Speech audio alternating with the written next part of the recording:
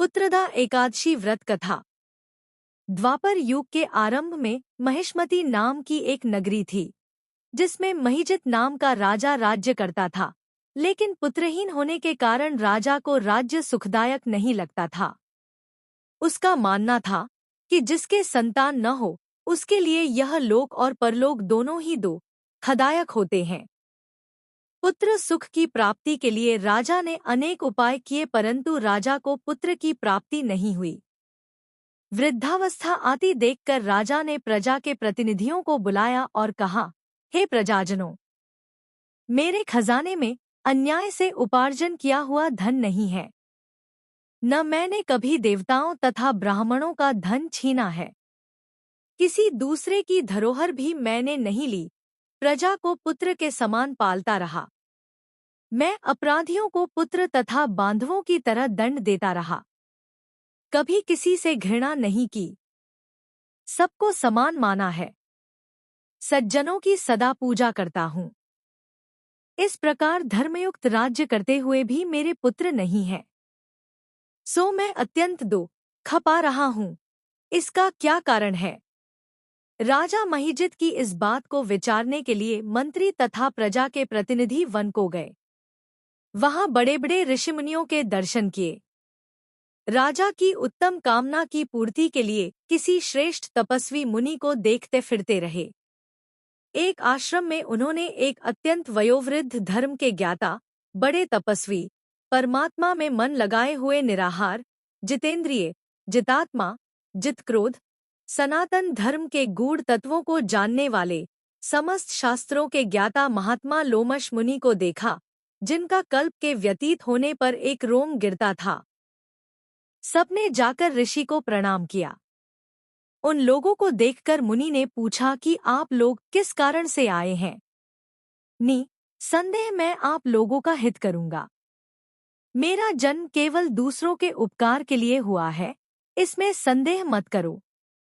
लोमश ऋषि के ऐसे वचन सुनकर सब लोग बोले, हे महर्षि, आप हमारी बात जानने में ब्रह्मा से भी अधिक समर्थ हैं। अतः आप हमारे इस संदेह को दूर कीजिए। महिष्मतीपुरी का धर्मात्मा राजा महिजित प्रजा का पुत्र के समान पालन करता है, फिर भी वह पुत्रहीन होने के कारण दुखी है। उन लोगों ने आगे कहा कि हम लोग उसकी प्रजा हैं, अतः उसके दुख से हम भी दुखी हैं। आपके दर्शन से हमें पूर्ण विश्वास है कि हमारा यह संकट अवश्य दूर हो जाएगा, क्योंकि महान पुरुषों के दर्शन मात्र से अनेक कष्ट दूर हो जाते हैं। अब आप कृपा करके राजा के पुत्र होने का उपाय बतलाएं। यह वार्ता सुनकर ऋषि ने थोड़ी देर के लिए नेत्र बंद किए और राजा के पूर्व जन्म का वृत्तांत जानकर कहने लगे कि यह राजा पूर्व जन्म में एक निर्धन वैश्य था। निर्धन होने के कारण इसने कई बुरे कर्म किए। यह एक गांव से दूसरे गांव व्यापार करने जाया करता था। एक समय ज्येष्ठ मास के शुक्ल पक्ष की द्वादशी के दिन मध्याह्न के समय जबकि वह 2 दिन से भूखा प्यासा था, एक जलाशय पर जल पीने गया। उसी स्थान पर एक तत्काल की ब्याही हुई प्यासी गौ जल पी रही थी। राजा ने उस प्यासी गाय को जल पीते हुए हटा दिया और स्वयं जल पीने लगा, इसीलिए राजा को यह दुख सहना पड़ा। एकादशी के दिन भूखा रहने से वह राजा हुआ और प्यासी गौ को जल पीते हुए हटाने के कारण पुत्र वियोग का दुख सहना पड़ रहा है। ऐसा सुनकर सब लोग कहने लगे कि हे ऋषि, शास्त्रों में पापों का प्रायश्चित भी लिखा है, अतः जिस प्रकार राजा का यह पाप नष्ट हो जाए, आप ऐसा उपाय बताइए।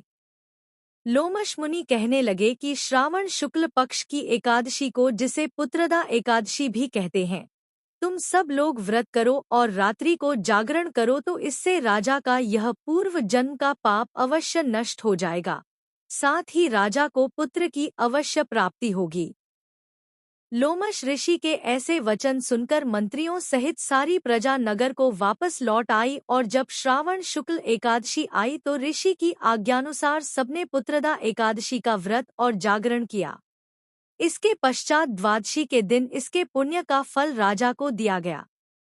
उस पुण्य के प्रभाव से रानी ने गर्भ धारण किया और प्रसवकाल समाप्त होने पर उसके एक बड़ा तेजस्वी पुत्र उत्पन्न हुआ। इसलिए हे राजन, इस श्रावण शुक्ल एकादशी का नाम पुत्रदा पड़ा। अतः संतान सुख की इच्छा हासिल करने वाले इस व्रत को अवश्य करें। इसके महात्म्य को सुनने से मनुष्य सब पापों से मुक्त हो जाता है और इस लोक में संतान सुख भोग कर परलोक में स्वर्ग को प्राप्त होता है। जय श्री हरि।